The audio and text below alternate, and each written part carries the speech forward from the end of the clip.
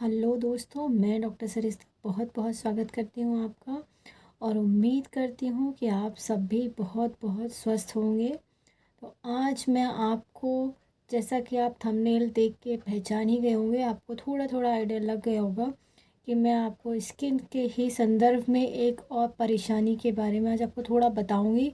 और फिर उसकी एक होम्योपैथी की रेमेडी बताऊँगी और उसको किस तरह से लेना है इसके बारे में आपको जानकारी दूँगी।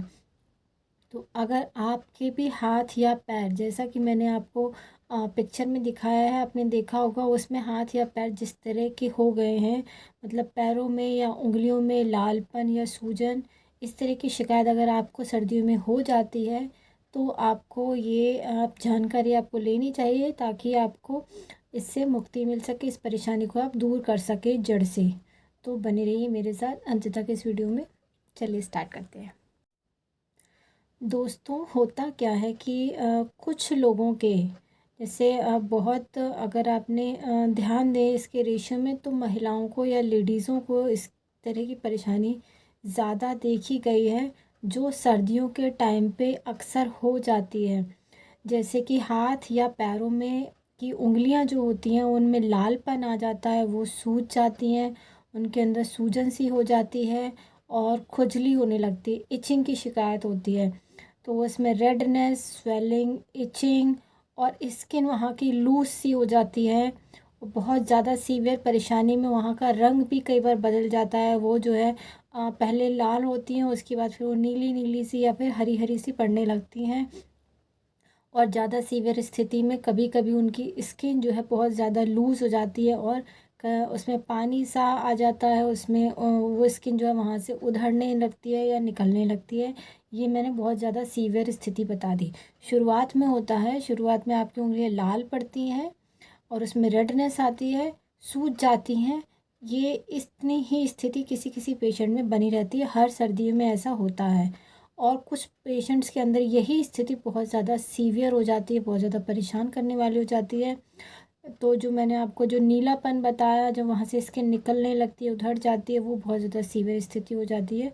वो किसी किसी पेशेंट्स में यहाँ तक भी स्थिति चली जाती है। तो अगर आपको ये जो परेशानी मैं आपको बता रही हूँ, इसको चिलब्लेंस कहा जाता है। ये सर्दियों में होने वाली ही परेशानी है। कुछ पेशेंट्स के अंदर ऐसा पाया जाता है, जैसे कि ठंड में कई बार लोग ब्लोअर के आगे या फिर हीटर के आगे या आग जलाने से सेकने लगते हैं। तो क्या होता है, एकदम गर्म हो जाता है और फिर आप जब नॉर्मल टेम्परेचर में आते हैं तो एकदम ठंडा हो जाता है। अक्सर ये परेशानी ठंडा और एकदम गर्म होने की वजह से ही पाई जाती है, लोगों में देखी जाती है। क्योंकि तापमान एकदम आपका सर्दी के मौसम में बिल्कुल ठंडा होता है, उसमें आप एकदम गर्म में हो जाते हैं, फिर ठंडे में हो जाते हैं। तो ये जो ऑल्टरनेशन वाली स्थिति क्रिएट हो जाती है, तो ये लोगों के अंदर इस तरह की परेशानी को पैदा करती है और इसको चिल ब्लेंस बोला जाता है। तो ये मैंने आपको थोड़ी सी जानकारी दी इस बारे में, ताकि आप समझ पाएँ और अपने लक्षणों को मिला पाएँ कि आपको क्या इसी तरह की परेशानी है। बहुत सारे पेशेंट्स में पूरी सर्दी इस तरह की परेशानी बनी रहती है।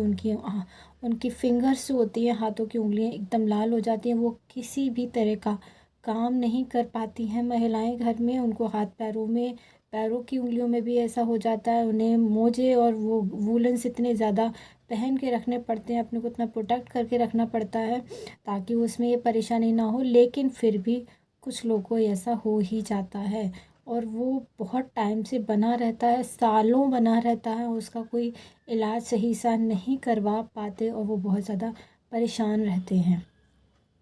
तो उसी के लिए मैं आपको एक बहुत बेस्ट रेमेडी, बहुत ही ज़्यादा अच्छी होम्योपैथी दवा बताने जा रही हूँ, जो मैं अपनी क्लिनिक पे पेशेंट्स को देती हूँ। ये चिलब्लेंस, मैं आपको फिर बताती हूँ एक बार, इसको चिलब्लेंस कहा जाता है, इंग्लिश में इसे चिलब्लेंस कहा जाता है। आप इसके लक्षणों के आधार पे मिला सकते हैं। इसकी जो बेस्ट रेमेडी है जो मैं आपको बता रही हूँ, वो है एब्रोटेनम।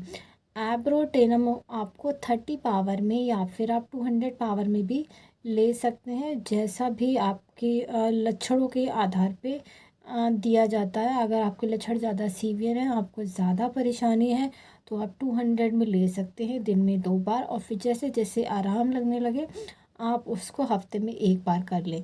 और अगर आपकी परेशानी माइल्ड है, बहुत ज़्यादा नहीं है, तो आप इसको 30 पावर में ले सकते हैं। सुबह दोपहर शाम दो दो दो बूंद, और जैसे जैसे आपको आराम लगने लगे वैसे वैसे आप ड्रॉप्स की संख्या कम कर दें और सुबह शाम पे आ जाएं।